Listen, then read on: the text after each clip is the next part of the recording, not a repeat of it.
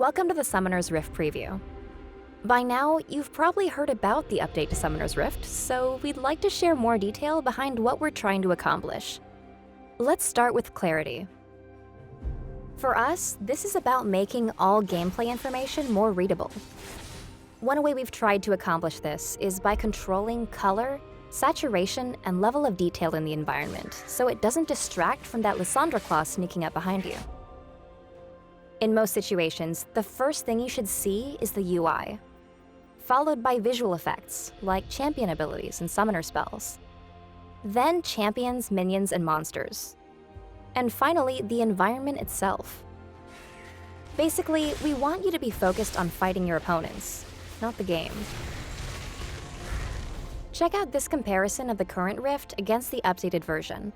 The navigation mesh, which dictates where you can and can't move, is partially obscured by the environment on the current map. Now the environment's out of your way, making pathable space, flashable walls, and possible ward placements easier to see.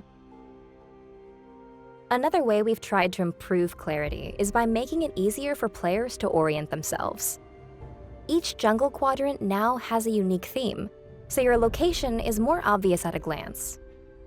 Baron serves as an orientation point, with destruction radiating outward from his pit. You'll find that the closer you get to him, the more demolished the landscape becomes. For instance, in the West Quadrant, the plant life is full of energy and rock formations are split by Baron's emergence. In the East Quadrant, the natural beauty of the forest was kept safe from his influence. Even though both are home to blue buff, they're visually different enough to let you know exactly where you are. We want Summoner's Rift to be the place we play together for years to come.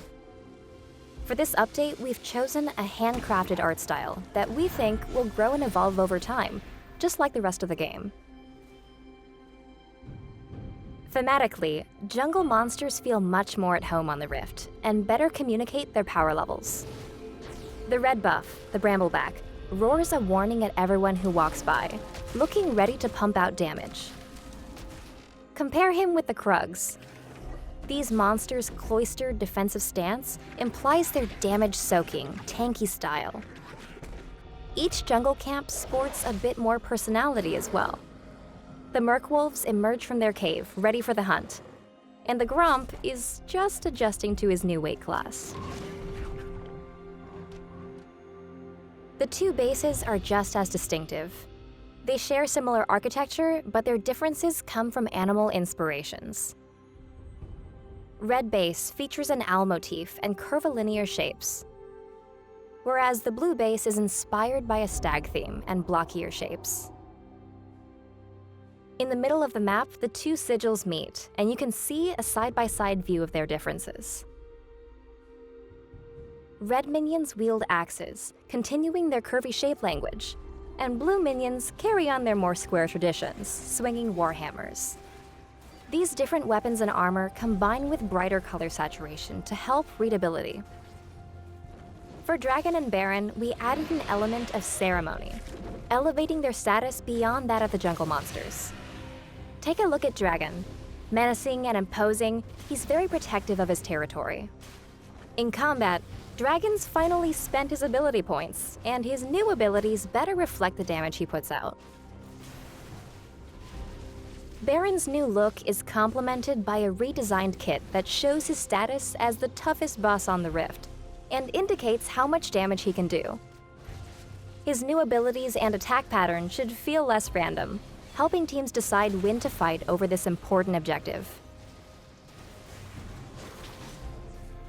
Please keep in mind that nothing's 100% complete yet, and that there are still months of effort ahead. On PBE, we'll be listening while we make tweaks, squash bugs, and improve performance. By the time the update launches, you can expect near identical performance on your machine. Along the way, check in at the Summoner's Rift Hub, where you can share in the evolution of the map. There, the conversation will continue, with dev blogs, Q&As, and patch notes that detail the latest changes. Thanks for tuning in.